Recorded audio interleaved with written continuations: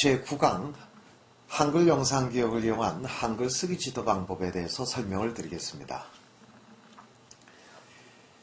읽기와 달리 한글의 쓰기는 신체적인 조건이 따라주어야 합니다. 현재 유아교육기관들의 한글 교육을 보면 읽기에 치우쳐져 있고 쓰기는 별로 관심을 두고 있지 않는 경우가 대부분입니다. 예전에 초등학교 선생님들에게 유아 때 한글 교육을 하고 이렇게 초등학교에 입학하는 것을 어떻게 생각했는지 조사해 본 적이 있었습니다. 그때 초등학교의 선생님들은 차라리 배우지 않고 왔으면 더 좋겠다 하는 대답을 많이 하셨는데, 그 이유는 한글을 읽는 것은 잘들 하는데 연필 하나 제대로 잡는 아이들이 없고 글씨를 필순에 맞게 바르게 쓰는 아이들이 없을 뿐만 아니라 이미 유아기에 이렇게 잘못된 습관이 고착되어 있는 아이들은 교정이 쉽지가 않다는 것입니다. 우리 속담에 3살 버릇 80까지 간다는 말이 있듯이 유아기의 잘못된 점을 교정하여 주지 못한다면 그 아이들은 오랫동안 잘못된 습관에 젖게 됩니다. 한 예를 들어본다면 식사할 때 젓가락을 잘못 사용하는 성인들을 우린 주변에서 많이 볼 수 있습니다. 그들은 자신의 잘못된 점을 알고 있으면서도 어렸을 때부터의 습관이기 때문에 쉽게 고치지 못하고 지금까지 잘못된 상태로 지내고 있는 것과 같은 것입니다. 유아교육은 앞에서도 언급한 바와 같이 문자 하나 숫자 하나 더 가르치는 것이 중요한 것이 아니라 무한한 발전 가능성을 갖고 있는 유아들의 두뇌를 발달시켜주고 올바른 성격 형성과 습관을 길러주어야 할 때입니다.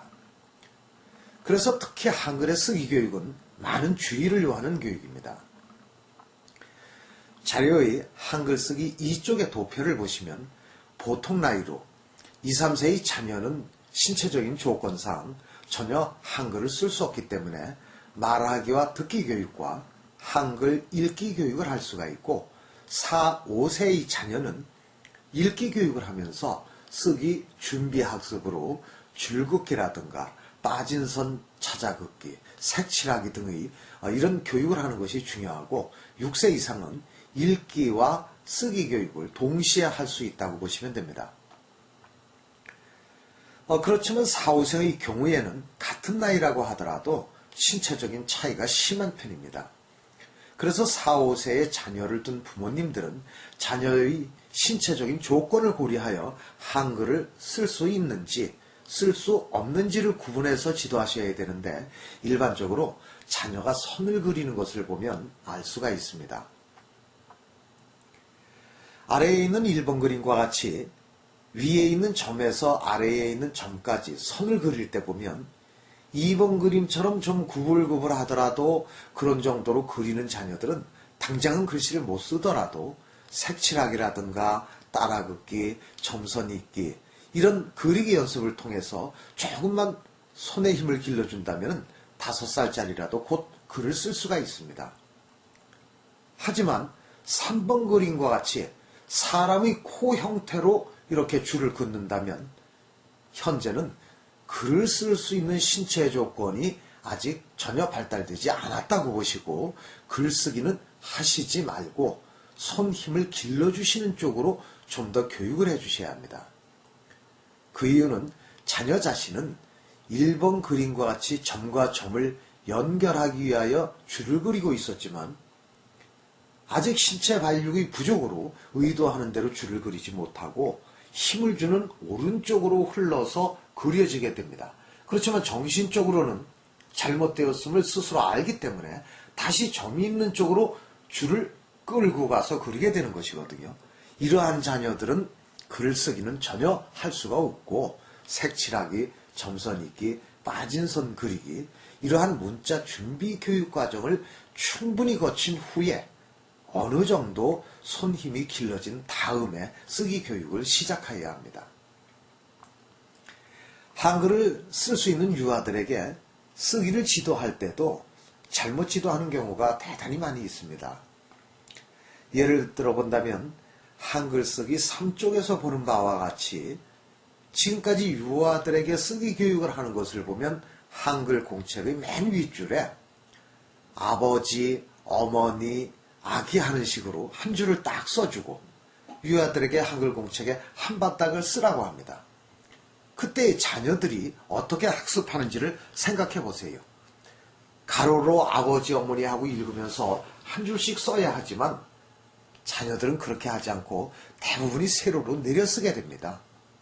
아 하면서 아자만 내려 쓰고 그 다음에 버 하면서 버자만 내려 씁니다. 아마 어머니들도 옛날에 많이 해보셨을 거예요.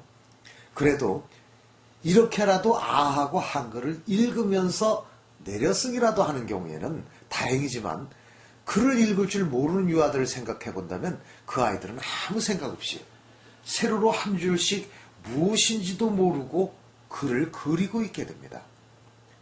이러한 쓰기 교육이 유아들에게 어떤 도움을 줄 수 있을 것인지 생각해 본다면 곧 아무 효과 없는 노동만 시키고 있다는 생각이 듭니다. 그렇지만 생각키우기의 영상기억 학습에서는 쓰기에서도 이런 문제점을 해결할 수 있습니다.